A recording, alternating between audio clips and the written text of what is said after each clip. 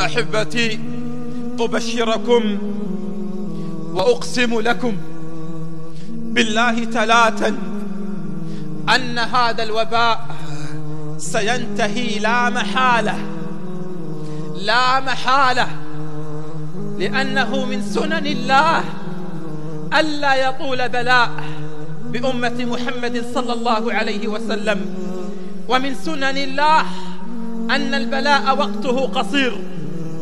ولكن أحبتي، كورونا سينتهي لا محالة، ولكن سألتكم بالله ثلاثا،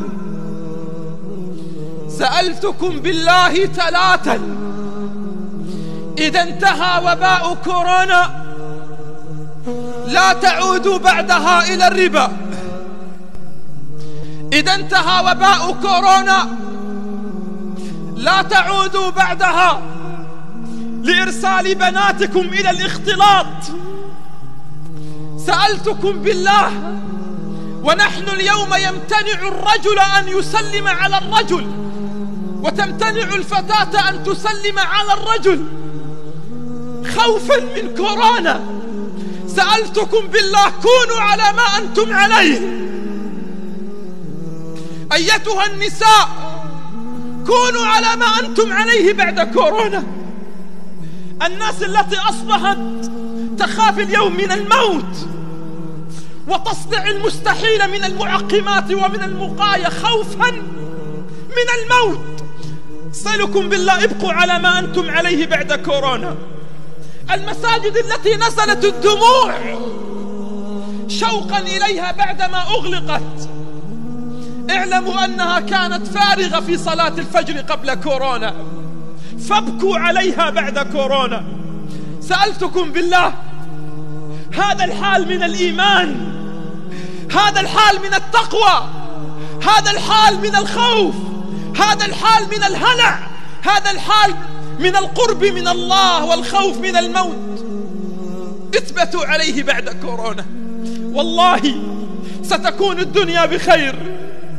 اليوم الناس كلها تطلب السماح من بعضها البعض، والكل يرسل للآخر. سألتك بالله سامحني، سألتك بالله اعفو عني. كورونا سينتهي، ولكن لا تعودوا لقطيعة الأرحام بعده، لا تعودوا للربا بعده، لا ترسلوا آباءكم وأمهاتكم بعد كورونا إلى دار المسنين. بعد كورونا الدول العظمى التي سقطت اليوم ليس بفعل قنبلة ذرية، سقطت اليوم الدول الكبرى، أقوى دول اقتصاد وقوة عسكرية في العالم، سقطت ليس بفعل صواريخ عابرة للقارات، وإنما سقطت بفعل فيروس لا يرى بالعين المجردة. هؤلاء هل سيبقون على ما عليه؟ أين الأخبار العاجلة عن قتل آلاف السوريين؟ أين الأخبار العاجلة عن قتل آلاف الغزيين؟ أين الأخبار العاجلة عن قتل آلاف اليمنيين؟ أين الأخبار العاجلة التي كنا نسمعها عن قتل العراقيين؟ كل العالم صمت عن الظلم وعن القتل. وإن الطفل السوري الذي قال قبل أن يستشهد، قال سأخبر الله بكل شيء، قال قبل موته، طفل صغير 8 سنوات، قال سأخبر الله بكل شيء. انظروا للعالم اليوم، انظروا للعالم اليوم الظالم والقاتل، خائف من فيروس. أتمنى أن يبقى خائف إلى يوم القيامة.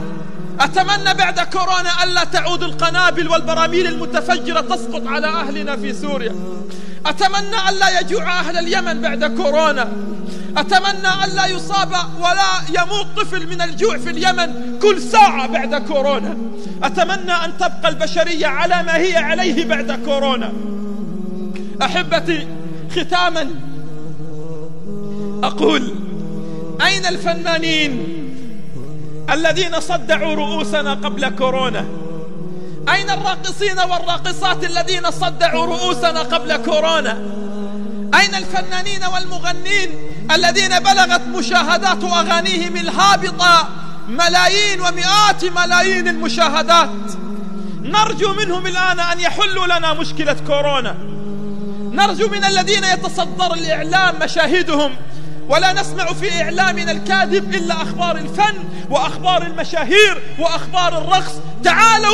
تعالوا بنا بهم جميعا، هاتوهم لنا ليعالجوا لنا مرض كورونا. كلهم اختبأوا في جحورهم وأصبحوا يطلبون دعوة شيخ وقراءة قرآن من مصلح، وأصبحوا يرتجون وصفة لطبيب ولعلاج لطبيب راتبه أقل راتب في الوطن العربي.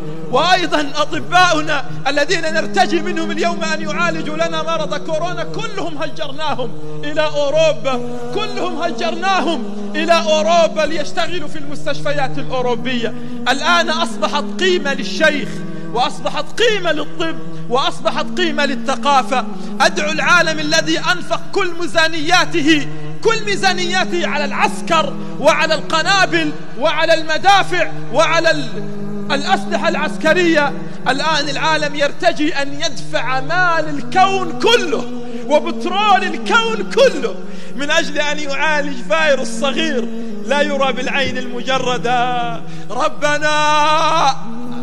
ربنا قد عرفنا قدرنا، يا رب نشهدك من فوق 7 سماوات أننا عرفنا قدرنا، ولا حول ولا قوة إلا بالله.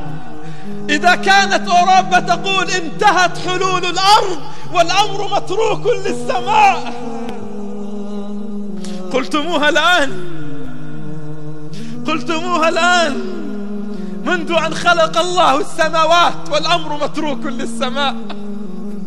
لكن ظلمكم وكبركم نمتم فيه وغرقتم. يا رب قد عرفنا قدرنا فلا تطل علينا البلاء. يا رب عرفنا أننا ضعفاء، يا رب عرفنا أننا فقراء، يا رب عرفنا أنك الجبار، يا رب عرفنا أنك القهار، لكننا نعلم ونعرف أنك الرحمن الرحيم. فيا ربي لا تعاقبنا بذنوبنا ولا تعاقبنا بأعمالنا. يا رب عم البلاء بيوتنا، يا رب عم البلاء بلادنا، يا رب فقدنا أهلا وأحبابا بفعل هذا الوباء. يا رب نسألك في هذا اليوم المبارك أن ترفعه عنا. يا رب لا يأتي رمضان إلا وفتحت مساجدنا، يا رب لا يأتي رمضان إلا وقد عدنا إلى بيت الله الحرام معتمرين مهللين نعترف بين يديك أننا ضعفاء.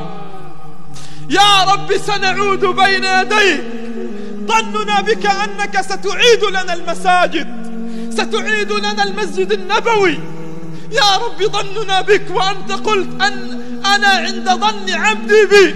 يا رب ظننا بك أننا في رمضان سنصلي ونعتمر في المسجد الحرام. فيا رب لا تطل هذه الغمة، يا رب لا تطل هذا البلاء، يا رب عودة إلى ما كنا عليه من حياتنا الطبيعية، لا مرض ولا وباء ولا هلع ولا خوف يا أرحم الراحمين.